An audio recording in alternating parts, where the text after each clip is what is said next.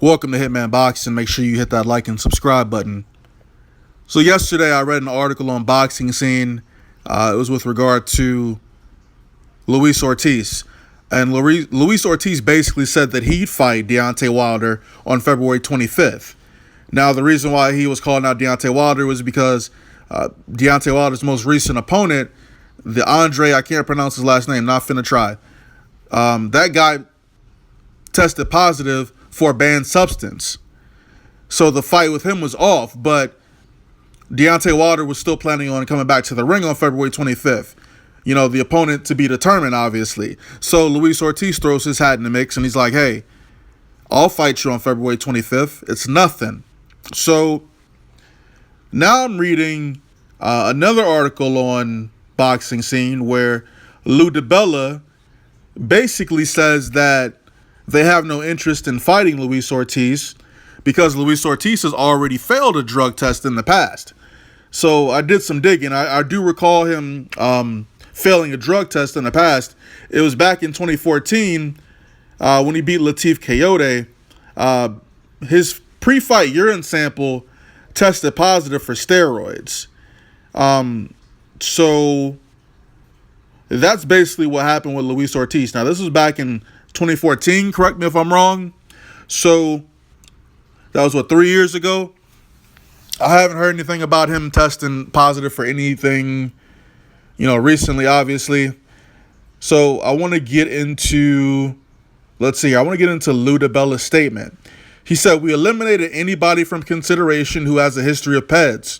We are not going to fight any boxer with a history of PEDs on a month's notice.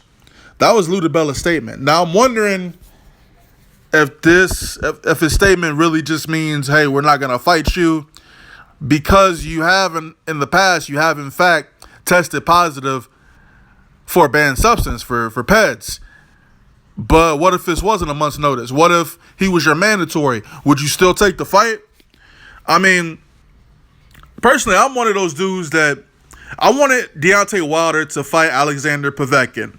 Okay? Personally, I think he would have beat Alexander Povetkin. All right? That's just what I believe. And, when Povetkin tested positive for steroids, it kind of pissed me off because, he had already went over to Russia. He was ready to fight this dude. Then this motherfucker pops dirty, right? So, obviously, at the same time, it's like Deontay Wilder continues to fight bums. Like, he's got nothing but bums on his record. I mean, he beat Bermane Stiverne. That was like his toughest opponent. Like, that was his most credible opponent before. That was his most credible opponent. So, he beat him. So, and then after that, he just started fighting. He started fighting bums that were not as bad as his them 30-plus bums. I don't know how many fucking wins this motherfucker got. I ain't looking into that shit. I just read this article, so I'm doing a video. So, however many fucking wins Deontay Wilder had before he fought Bermane Stiverne, all the motherfuckers was damn near taxi drivers, pole dancers, motherfucking Uber drivers, motherfucking window washers. That's what the fuck I see, all right? So after Bermane Stiverne, I'm expecting him to step up his competition. And he steps it up slightly, but not enough in my opinion. So it's 2017. I'm waiting for Deontay Wilder to go ahead and fight the likes of Anthony Joshua. I want to see him fight Vladimir Klitschko, Tyson Fury. I want to see him fight all them dudes. But he don't want to fucking do it. So I don't see how this helps his image with Lou DiBella coming out saying that, he's not going to fight anyone who's tested positive for steroids. So does that mean even if Alexander Povetkin becomes clean, which I doubt will ever happen, he's not going to fight him? And he's never going to fight Luis Ortiz? I mean, do the drug testing, right? Maybe you should do the drug testing. Okay, so I don't understand what the problem is, to be honest with you. So, but anyway, that's basically what it is. That's his way out for ducking Luis Ortiz, because the dude said he'll fight you. You know what I'm saying?